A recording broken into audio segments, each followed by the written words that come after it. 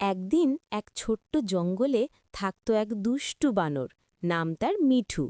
মিঠু সারা দিন গাছে গাছে লাফালাফি করত আর খেতে খুঁজত মজার কিছু।